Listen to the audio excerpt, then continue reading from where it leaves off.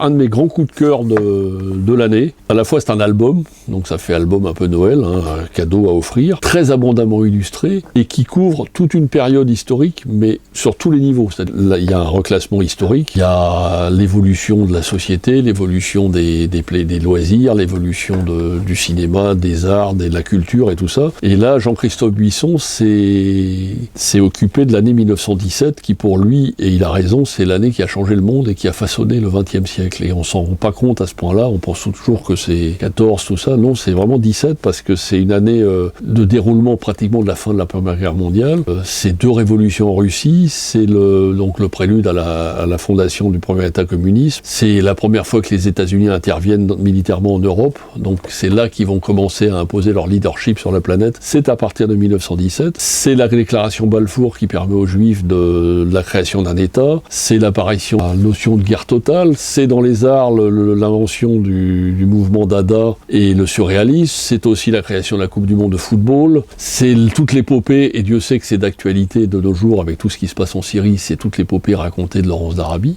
qui nous a amené, c'est les frontières qu'a édifié Laurence d'Arabie que revendiquent maintenant les gens de Daesh, donc c'est un livre vraiment d'actualité. Les apparitions de la Vierge à Fatima, les exploits aériens de l'As des As pendant la guerre, c'est également les premiers films de Charlie Chaplin, et c'est aussi la naissance, ou pas la naissance parce qu'ils sont déjà nés, mais surtout l'éclosion d'un point de vue historique de tous ces personnages qui vont façonner le XXe siècle. Hitler, Staline, De Gaulle, Churchill, Roosevelt, et également Céline, Proust, Picasso, Freud, Einstein.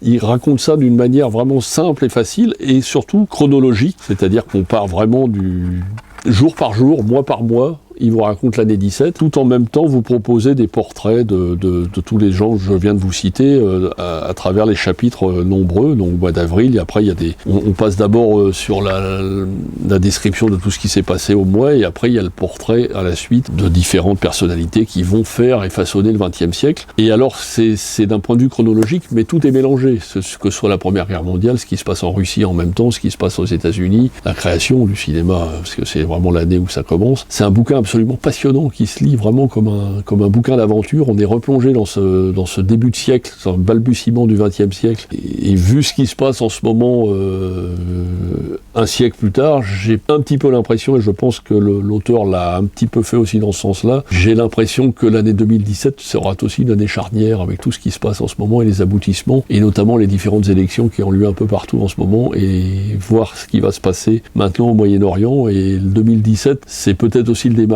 du XXIe siècle qui avait si mal commencé avec le 11 septembre en 2001, et c'est peut-être aussi un tournant. Alors peut-être pourra-t-on dire dans un siècle que l'année 2017 a été un tournant.